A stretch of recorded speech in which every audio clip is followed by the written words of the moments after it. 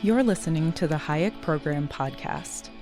This podcast includes audio from lectures, interviews, and discussions from scholars and visitors of the F.A. Hayek Program for Advanced Study in Philosophy, Politics, and Economics at the Mercatus Center at George Mason University. To learn more about the Hayek Program, visit hayek.mercatus.org. To learn about graduate student fellowship opportunities with the Mercatus Center at George Mason University for students at Mason as well as at universities across the globe, please visit students.mercatus.org. I hope you've enjoyed the meal and the conversation so far. To get us started, we're going to hear from Dr. Peter Boettke. Peter J. Boettke is a university professor of economics and philosophy at George Mason University, as well as the director of the F.A. Hayek Program. Pete has served as the president of the Southern Economic Association, the Mount Pelerin Society, APPE, the Society for the Development of Austrian Economics, and is an founding honorary president and honorary president of the World Interdisciplinary Network of Institutional Research. Through an analytical framework strongly influenced by the paradigm of Austrian economics, as well as other intellectual traditions personified by speakers in the main line of economic thought, such as Adam Smith, F.A. Hayek, Jim Buchanan, and Elinor Ostrom, Pete Boettke has developed a robust political economy research program that expands an understanding of how individuals acting through an extended market order can promote freedom and prosperity for society, and how the institutional arrangements shape, reinforce, and inhibit the individual choices that lead to sustained economic development. His most recent books are A Struggle for a Better World and Money and the Rule of Law, which is co-authored with Alex Salter and Dan Smith. This framework that Pete has developed, known as mainline political economy, is the heart of what we do at the Hayek Program. And Pete is the heart of what we do at the Hayek Program as well. His impressive scholarly research, exemplary teaching, and bold vision for our academic and student programs has shaped, influenced, and encouraged many of us in the room, and it's incredibly fitting that he kicks off the conference this evening. Please join me in welcoming Dr. Pete Boettke. All right, well, before I get started, I want to congratulate Stephanie and Virgil Storr, my colleague here, on putting this together. It's just an amazing conference. There's over,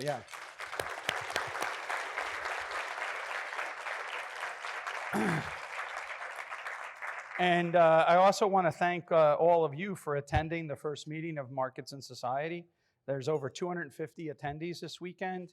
And I also want to shout out, and I hope that you will join me in this, in thanking our amazing team that works behind the scenes to make all of this that we do possible at Mercatus' academic and student programs and at the F.A. Hayek Program. So I want to personally thank all the staff for everything that they do.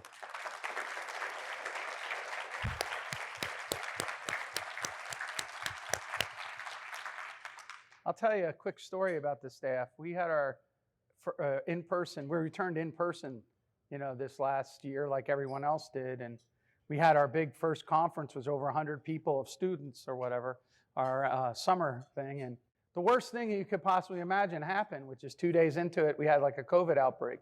But if you were actually part of the conference, you never would have known it. The staff just worked tirelessly. Every one of us had tests that we had to take every day. The mask, everything just moved seamlessly.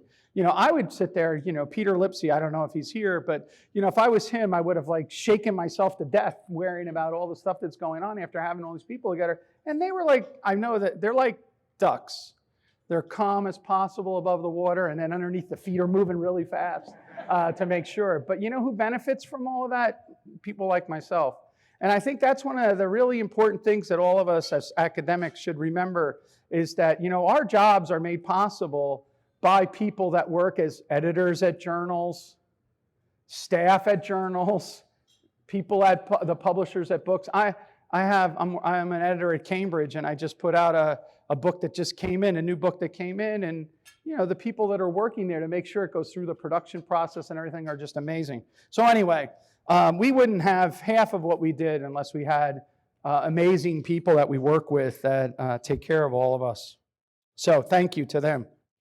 I'm going to start with a story. In early October of 2009, I found myself in beautiful Santa Fe, New Mexico, having a heated but fun conversation with a group of economists, as we all do around that time of year, about who would the following Monday would win the Nobel Prize. I spoke up and I said, "Don't be surprised if Elinor Ostrom wins." At which point, all of my conversation partners looked at me with surprise and said, "Who?" And I said, "Elinor Ostrom. I have a book with my colleague Paul Alagica on her in the Bloomington School coming out this fall, and she's made significant contributions to political economy, especially in the field of development and local public economics." You should note there that I didn't cite her most cited work, which is Governing the Commons, because I didn't want people to just think her work was about common pool resources, which is a mistake that people make all the time. But instead, that her contribution is this broader contribution having to do with the institutional analysis of development. My fellow economists, I will tell you, all chuckled at me, right? It'd be like as if I had said Daffy Duck was going to win. So they all chuckled at me, and one of them happens to be the person who regularly writes the column for the Wall Street Journal when the Nobel Prize is announced. And I turned to him specifically, and I said, "When she wins, call me. Let me write the column." Well, on Monday, she won. He called, but he didn't let me write the column. So I've been interested in the work of the Ostroms, Vincent and Elinor, since the 1980s, and in particular, her work on rules in form versus rules in use, as well as their joint work on polycentricism, which played a major role in my own work on understanding the operation of the Soviet economy. And their work on institutions and development impacted me in my own efforts in the field of comparative economics that turned into the study of transitions, that turned into development economics. Now, for those of you who are here, maybe if you're older, you might remember this, but the Ostroms were forerunners into institutions in development. All right? They were writing that stuff 20 years before Bill Easterly ended up by writing a book which changed a lot of people in the field of development called The Elusive Quest for Growth, in which he says after every chapter, incentives matter because the institutions structure the incentives. The Ostroms were already talking about that. In fact, their book on the institutional analysis of development was so radical at the time, it was actually published by the Institute for Contemporary Studies or Society or whatever it is, studies, right? Which is like, not a normal academic publisher. Which is another thing. The whole history of the Ostroms and how they fought is a whole other story, but we don't need to go into that. But also note what I just said, this whole issue of the rules in use versus the rules in form, the rules in form versus the rules in use, and that what we need to study as social scientists is the rules in use, not necessarily the rules in form. That changes the way we approach our academic research. It demands that we engage in field research, for example.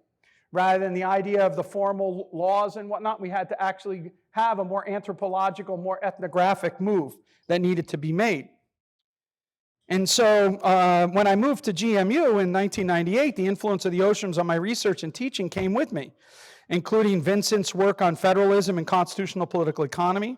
I was very fortunate when I moved from New York down to GMU.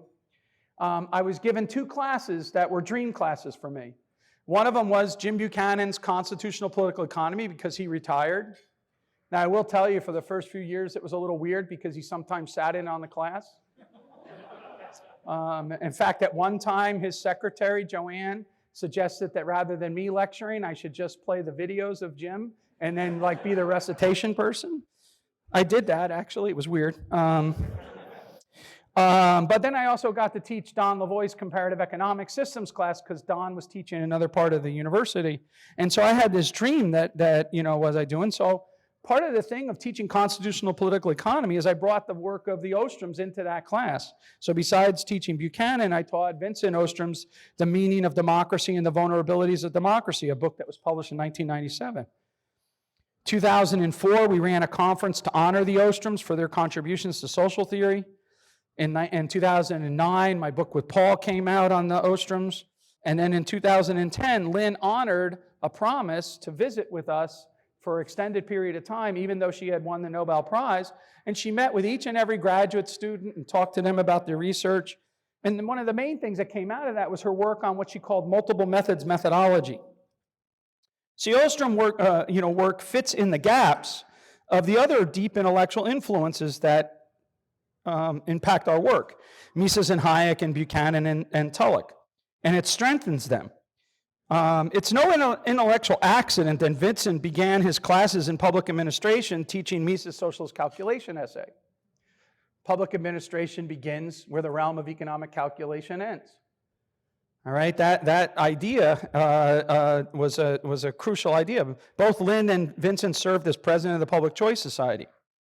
Vincent tells us in The Intellectual Crisis of American Public Administration that we need a new science and association, and that new science was to be forged by public choice, property rights economics, law and economics, and market process economics.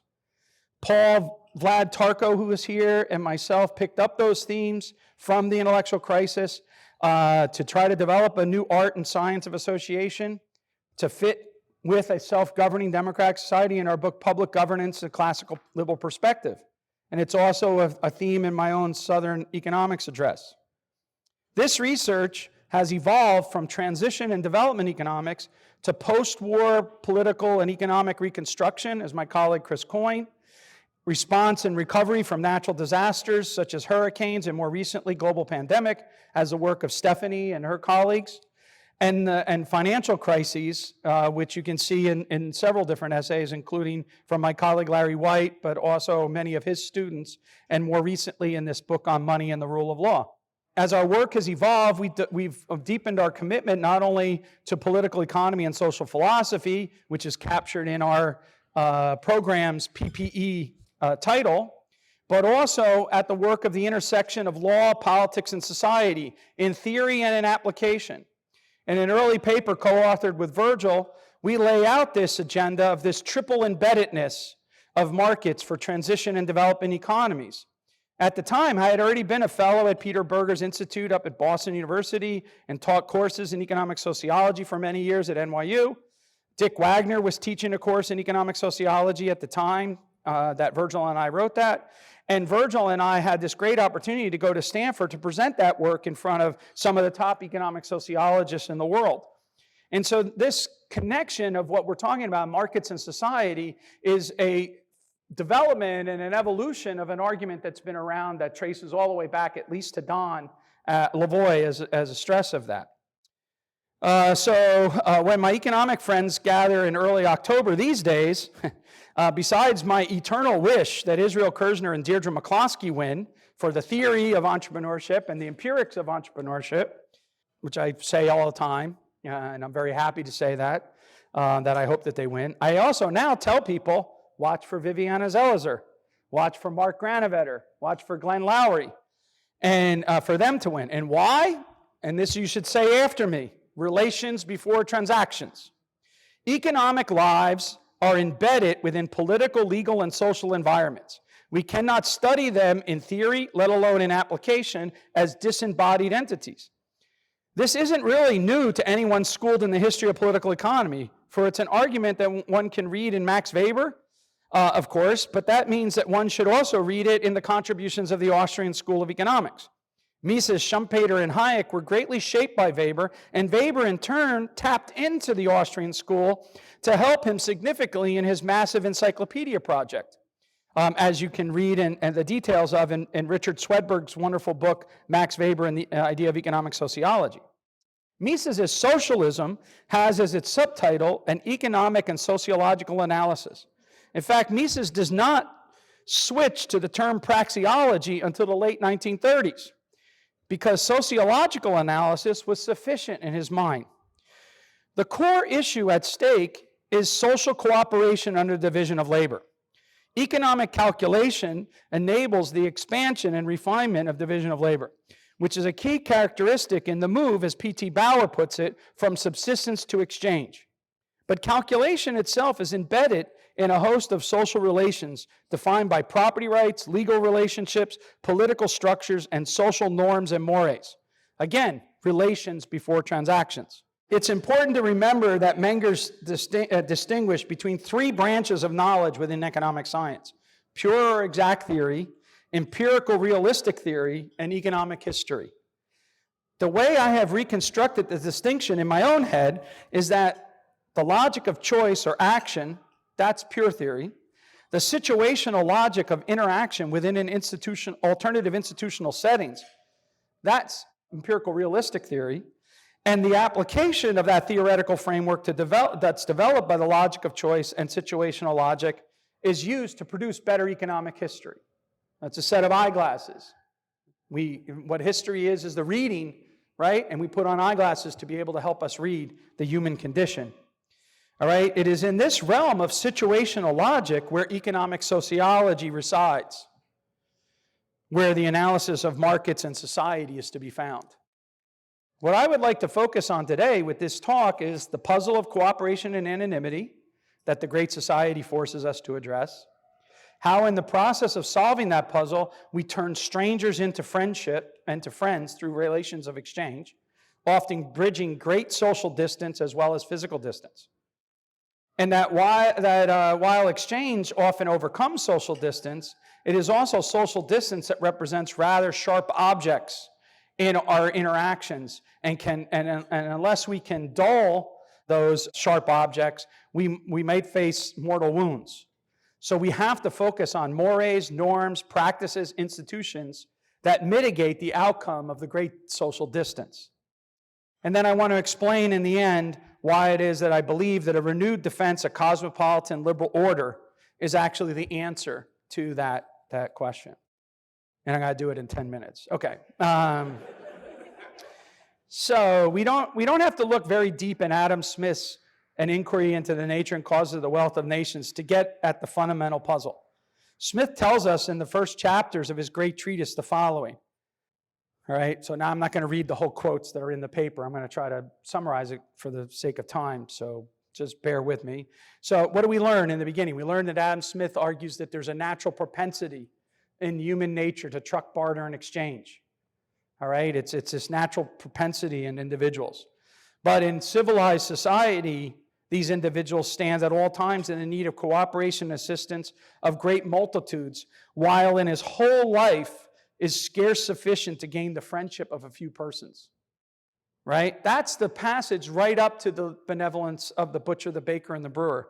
Right? It's not from the benevolence of the butcher, the baker, the brewer, the baker, that we expect our dinner, but from with regard to their own interest. We address ourselves not to their humanity, but to their self-love, and never talk to them of our own necessities, but of their advantages.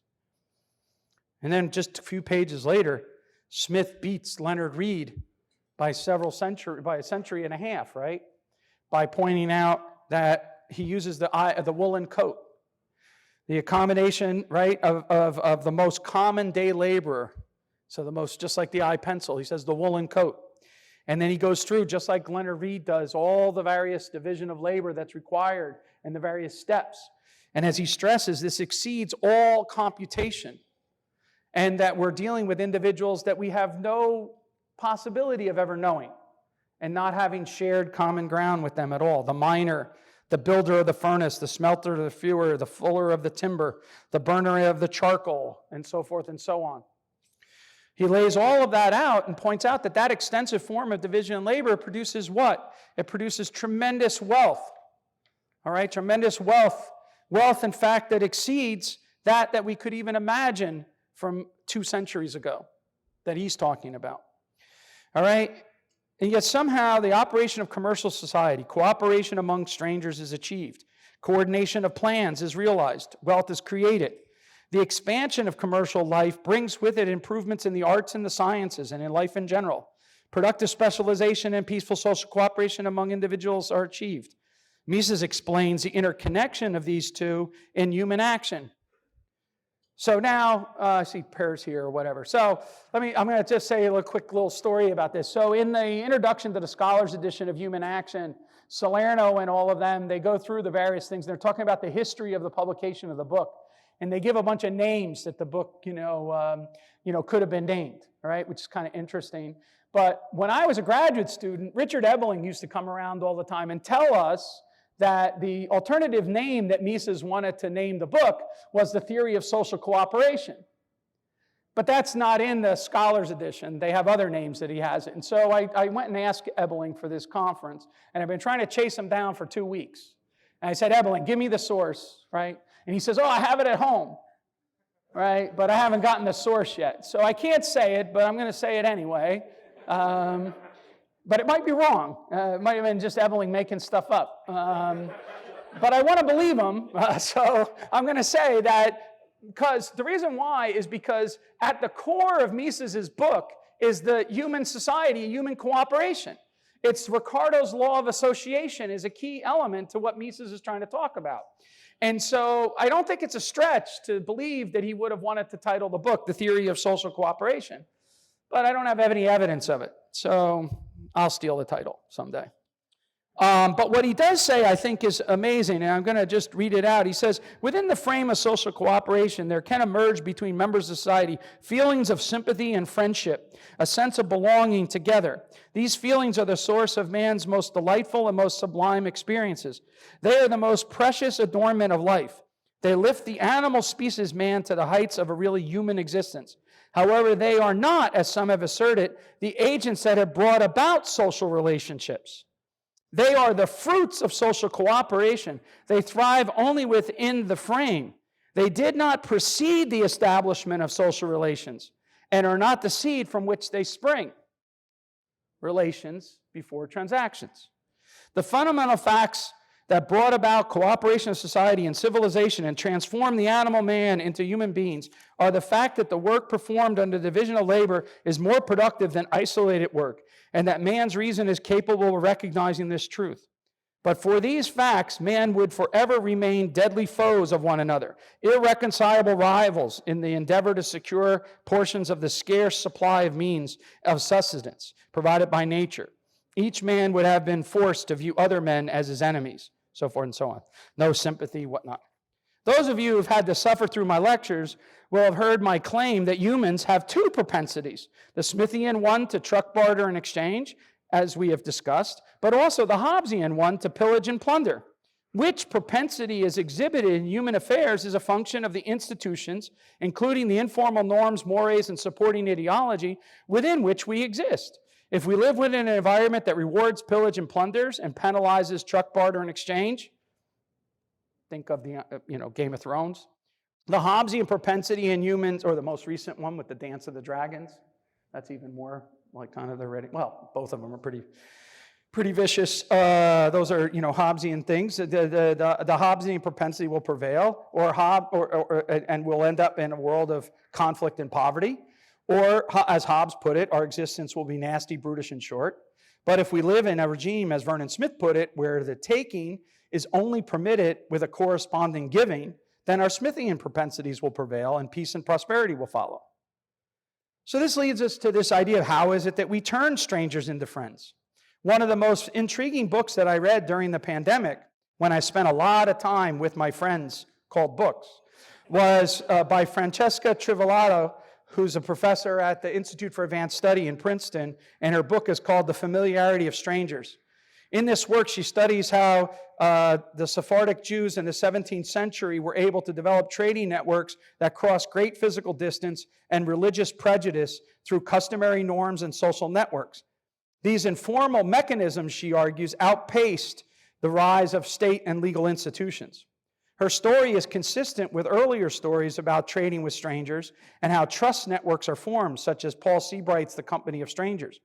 Seabright argued that human beings are the only species that developed extensive trading and refined division of labor with strangers, and were able to do so because the institutions provided the social trust required.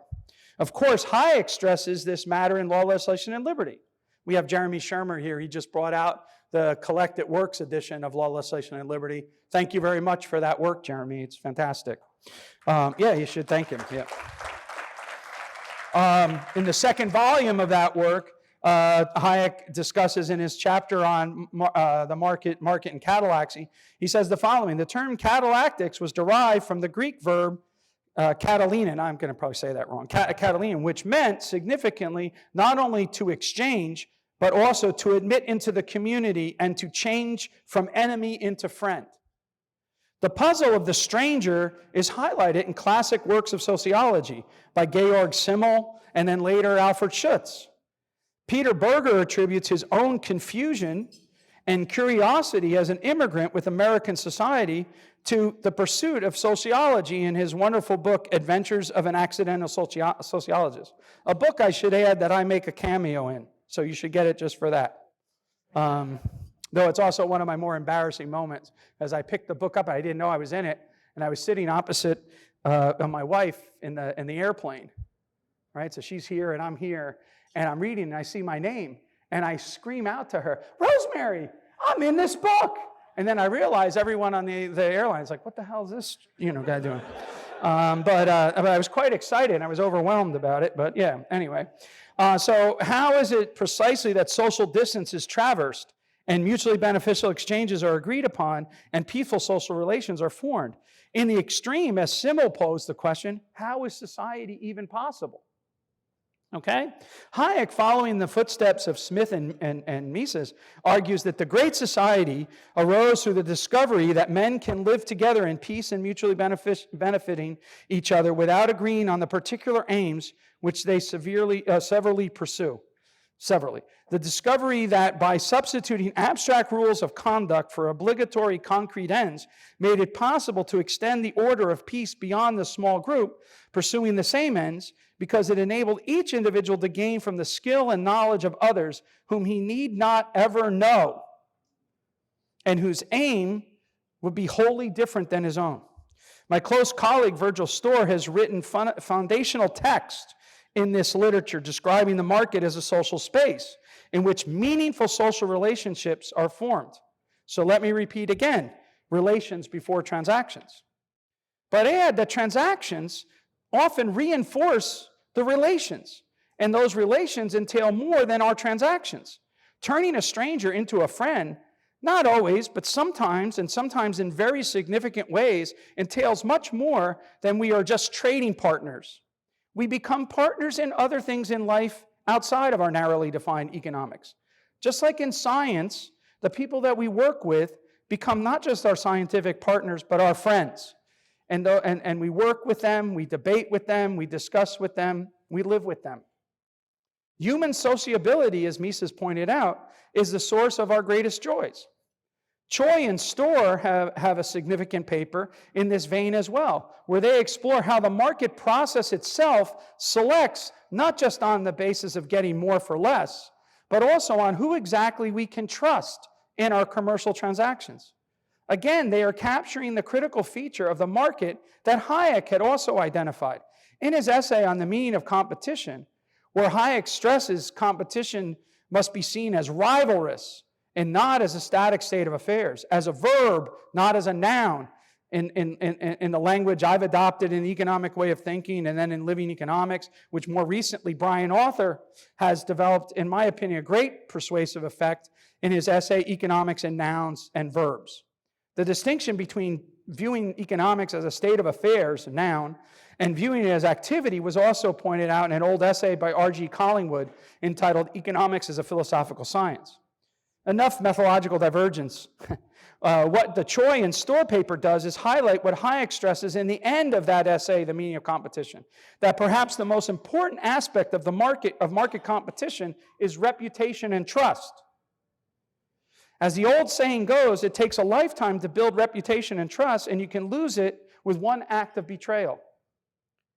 Commercial transactions depend on networks of trust and reputation of partners to exchange. But each interaction also reinforces that network, or we discover that our partners are not to be trusted, and we seek elsewhere. As Choi and Storr point out, Mises captures this aspect of the market with his emphasis on the buying and abstaining from buying. The market process is defined by social relationships. It is ill-defined as atomistic and asocial. It is calculating, no doubt, but our ability to engage in rational economic calculation is based on social relations of property, contract, and consent. Without those, as Mises taught, we do not have the relative prices, the profit and loss statements, and the pattern of resource ownership that enable us to engage in the act of sorting from the array of technologically feasible projects those which are economically viable. At any point in time, the existing taste, technology, and resource availability is reflected, however dimly, in the relative prices prevailing in the market, the profit and loss statements reported by firms, and the pattern of resource ownership in commercial society. The underlying variables of the market are subject to ceaseless flux as tastes change, technology breakthroughs are made, and decisions are made that result in shifting patterns of resource ownership. The induced variables of the market will follow these changes. How quickly and how correctly, though, is a function of the supporting social institutions, including not only formal property and contract, as Mario Rizzo stressed in his timeless essay, Law Amid Flux, on the importance of stability and predictability in the institutional environment, but also in the informal networks of social trust, in the supporting ideology, the social approbation and disapprobation of enterprise activity as reflected in our language and our discourse, as Deirdre McCloskey has so effectively stressed in her work of the bourgeois era. Sharp objects. Part of the puzzle of cooperation and anonymity is that the farther the social distance, including language and culture, the harder it is to build necessary social relations that undergird transactions. Our differences are our greatest strength, but they also are our greatest block. In the calculus of consent, Buchanan and Tulloch admit to this following difficulty. They say the following: our analysis of the constitution-making process has little relevance for a society that is characterized by sharp cleavages in the population that are distinguishable social classes or separate racial, religious, or ethnic groupings sufficient to encourage the formation of predictable political coalitions in which one of these coalitions has a clear advantage. Now, I actually refuse to acquiesce to the obvious logic of the conclusion of Buchanan and Tulloch's statement. We live in a rancorous world. We do not easily come to agree with one another. We fight, we argue. We have to be led into not seeing the other as a stranger, but instead as a friend, as we've just discussed. How we come to achieve that brings us to some extent back to Elinor Ostrom and her polycentric journey with her husband Vincent. Lynn dedicates her most cited work, Governing the Commons, to Vincent for his love and his contestation. In the documentary film on the Ostroms, Actual World, Possible Futures, which you can see on PBS, one of the opening scenes is Lynn with her amazing laugh and smile, which lights up a room. And she starts by saying that one of the things that they learn in their field work is that people argue. They disagree with each other.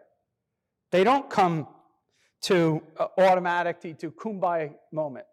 This is one of the problems with the way people read the Ostroms, is they read them as like a hug it out, like let's all get together and hug it out and hug trees or something. But that's actually not their position. That's just people reading that into them. Their position instead is, how is it that you form a self-governing democracy in which people radically disagree with each other? And that's where her work on institutions come in. They disagree and argue ferociously and about everything, from conventional restrictions to who gets what, when, and who pays for it. But in a functioning self-governing democracy, we also have to work it out. And we are able to work it out because the contestation, due to the institutional structures, is forced to check against each other. Okay? And so that's the part of the polycentricism, the idea of the competing, functioning, overlapping jurisdictions. Through doing that, you focus this bottom-up process. What Elinor allowed us to see was how we could turn situations of Hobbesian situations of conflict into Smithian realities of cooperation and coordination. There are so many little adjustments to theoretical social science that Lynn brilliantly makes along the way in constructing her argument in Governing the Commons that enable the actors in her field setting to take control of the situations and avoid the remorseless tragedies. The final section of Governing turns not to reiterating the problems of common pool resources, but instead to the implications of her work on self-governance, for scholarship, and for political theory. It is a section that we should all read carefully as we contemplate the shift in thinking required for us to focus on markets and society. Institutions must do their job of turning these sharp objects, the cleavages that Buchanan and Tullock identify, into dull objects that we may constantly bump into in our social interactions, but they neither block us from moving forward with interaction, nor do they wound us mortally so that the game of social cooperation ceases altogether. We survive, perhaps bruised and scraped at times, but also richer and more satisfied than we were before. It is precisely because we are constantly in the process of working things out that a political order that enables constructive contestation is our salvation. Polycentric systems work best to help transform our differences into opportunities for mutual gain, for us to realize productive specialization and peaceful cooperation. So don't worry, I'm coming to the end now. Why liberalism? Economic lives exist within a political, legal, and social structure. They are not disembodied from social structures. They are deeply embedded in them. The non-economic attitudes, beliefs, ideologies all shape the structures within which commercial agency is expressed. As Viviana Zelizer has demonstrated in her work on life insurance, as these attitudes, beliefs, and ideologies shift, so does the symbolic meaning of various acts. What was once considered crass and immoral now becomes the symbol for responsibility and prudence. When it comes to the matter of life insurance, those of you who attended George Mason University for graduate school should always remember Walter Williams' advice. He came home late one night, and Connie, his dear wife, informed him, "Walter, you scared the hell out of me." All right? At which point, Walter calmly responded, "We must have too little insurance." Always weighing the trade-offs in the marginal cost, marginal benefit calculation, Williams was just stating the obvious, that if they had enough insurance to ease Connie's mind, she would be indifferent between Walter returning home or coming home. There is a logic to this that we all must understand. But there's also something that's missing that's critical in the human experience. And maybe we should be discussing that as well. That's what Viviana Zelizer forces us to think about. That improves upon the existing explanations. The human condition does not work well when we systematically violate the rights of individuals and try to direct people in which way they ought to go. Deirdre McCloskey has argued that the great fact of human history, the hockey stick of human material progress, is the result of a change in ideology, not any other more materialistic explanation, such as the accumulation of capital. It is about liberty, but energized with dignity. There was a long march through history of the accumulation of various liberties. These are important and hard won, but they do not explain the hockey stick, according to McCloskey. I would argue that they prepared the way for the hockey stick, but let's leave my various quibbles with McCloskey aside for the moment. It is the emergence of dignity being accorded to enterprise activity, to entrepreneurship, to innovation, to giving it a go, that fits the timing of the hockey stick in McCloskey's grand narrative of the bourgeois era. I agree with her. She is right. She's not here to hear that, but she's been wanting me to say that for the last several months. So I agree with her. She is right. Without the ideological shift and without the shift impacting the attitudes and beliefs of the people, the practices that produced the great fact of human history would not have been pursued. The ancient virtues of the warrior are not, to put it simply, the bourgeois virtues of commercial society. As McCloskey is correct to indict those who would tear that ideology apart. Right? Get ready, because this is a little dramatic, but the treason of the clerisy, as she put it, and make no mistake of it, the clerisy is us and intellectuals. Okay? The treason of the clerisy led in the 20th century to the pathologies of nationalism and socialism and national socialism. The work of our modern-day clerics provides scientific justification for such attitudes as scientific materialism, scientific imperialism, scientific racism, scientific Malthusianism. The result of this for humanity is horrific. The clericy's anti-innovation, anti-market, and anti-liberty rhetoric is responsible for the horrors that we experience in the 20th century. Instead, what we need is Adam Smith's liberal plan for liberty, equality, and justice. But it's It's not some side interest of political economists. It's central. Lionel Robbins pointed out in his rather brilliant The Theory of Economic Policy that the science of economics co-evolved with these liberal institutions of law and politics. It is those institutions of property, contract, and consent that create the framework within which economic life exists. It is the liberality of the mind, one of tolerance for difference, one of curiosity and learning, and the sensibilities that instills that allow us to spread commercial society.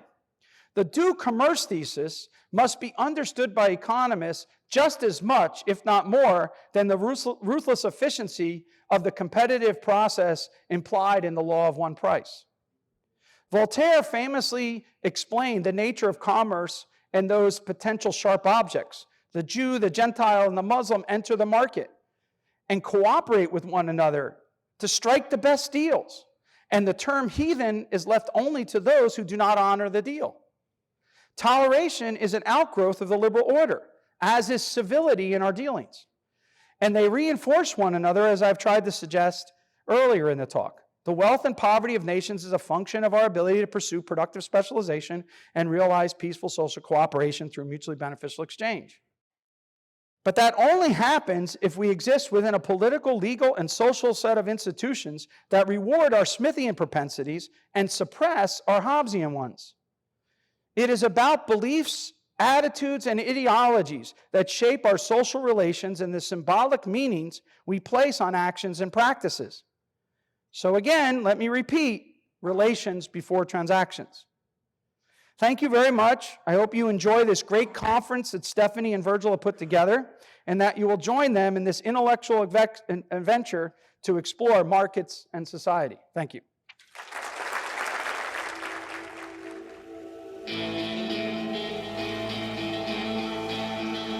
Thank you for listening to the Hayek Program Podcast. To learn more about the research, scholars, and work of the Hayek Program, visit hayek.mercatus.org. For more information about graduate student fellowship opportunities for students at Mason as well as at universities across the globe, please visit students.mercatus.org. We hope you recommend students to our programs or consider applying yourself.